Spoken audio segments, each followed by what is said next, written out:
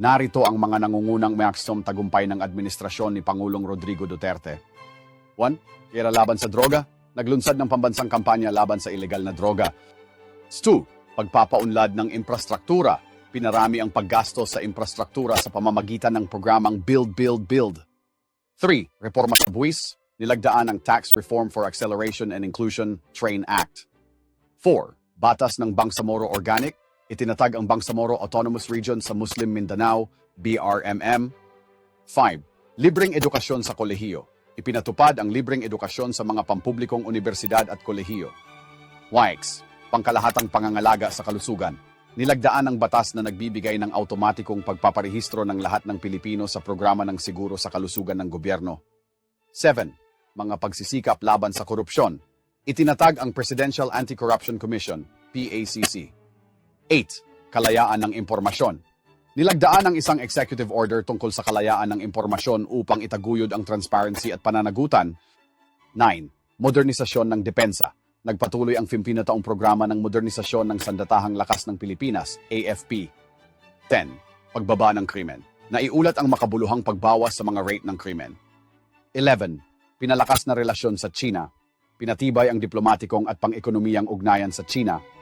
12. Pinalakas na suporta para sa mga OFW. Ipinatupad ang mga programa upang suportahan ang mga overseas Filipino workers, OFWs. 13. Rehabilitasyon ng Marawi. Naglunsad ng programa para sa rehabilitasyon ng lungsod ng Marawi pagkatapos ng pagsalakay noong 2017. 14. Paglikha ng kagawaran ng pabahay at pagpapaunlad ng lungsod. Itinatag ang isang bagong kagawaran upang tugunan ang mga alalahanin sa pabahay at urban na pag-unlad. 15. Pinalakas na pondo para sa agham at teknolohiya. Pinataas ang pondo para sa pananaliksik at pag-unlad ng agham at teknolohiya. 16. Implementasyon ng National ID System. Naglunsad ng Philippine Identification System, PhilSIS, upang magbigay ng pambansang ID para sa lahat ng Pilipino. 17. Pinalakas na disaster risk reduction at pamamahala. Pinahusay ang kakayahan ng bansa sa disaster risk reduction at pamamahala. 18. Pagsusulong ng turismo. Naglunsad ng mga programa upang isulong ang turismo at suportahan ang industriya ng turismo. 19. Pinalakas na suporta para sa agrikultura. Ipinatupad ang mga programa upang suportahan ang mga magsasaka at ang sektor ng agrikultura. 20. Pinabuting klima para sa negosyo. Ipinatupad ang mga reforma upang mapabuti ang klima para sa negosyo at akitin ang mga banyagang pamumuhunan. 21. Ease of Doing Business Act. Nilagdaan ang batas na naglalayong bawasan ng mga bureaucratic red tape at pagbutihin ang daloy ng negosyo. 22. Pinalakas na pondo para sa edukasyon. Pinataas ang pondo para sa edukasyon, kabilang ang pagtatayo ng mga bagong silid-aralan at pagkuha ng mga guro. 23. Rehabilitasyon ng Boracay. Naglunsad ng programa para sa rehabilitasyon ng Boracay Island pagkatapos ng pagsasara dahil sa mga issue sa kapaligiran. 124. Paglikha ng kagawaran ng impormasyon at teknolohiyang komunikasyon. Itinatag ang isang bagong kagawaran upang pamahalaan ang sektor ng impormasyon at teknolohiyang komunikasyon ng bansa.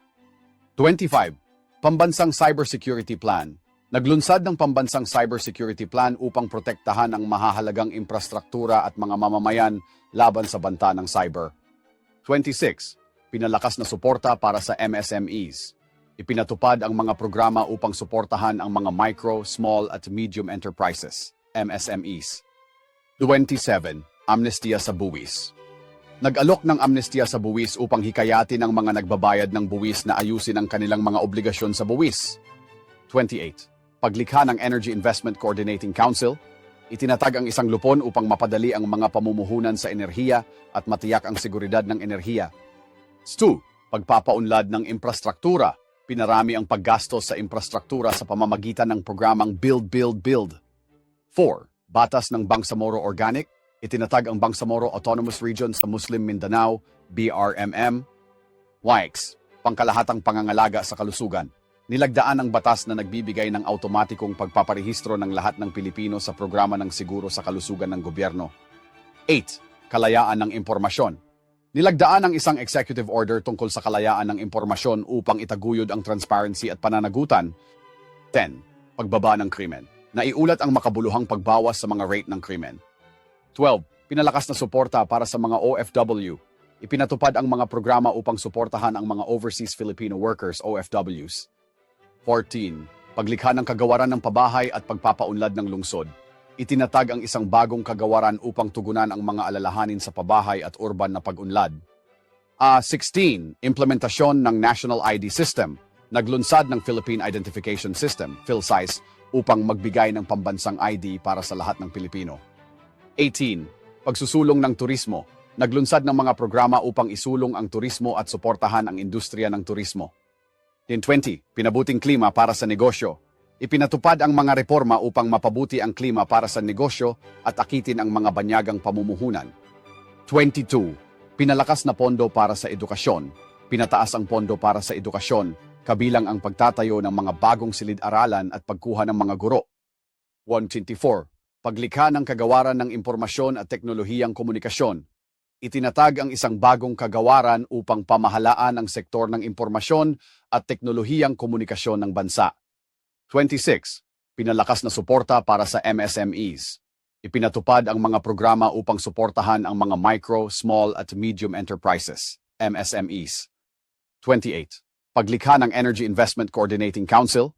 Itinatag ang isang lupon upang mapadali ang mga pamumuhunan sa enerhiya at matiyak ang seguridad ng enerhiya. 30. Pangkalahatang access sa libreng kolehiyo. Nilagdaan ang batas na nagbibigay ng libreng matrikula sa mga pampublikong universidad at kolehiyo. 32. Pinalakas na suporta para sa mga taong may kapansanan. Ipinatupad ang mga programa upang suportahan ang mga taong may kapansanan. 34.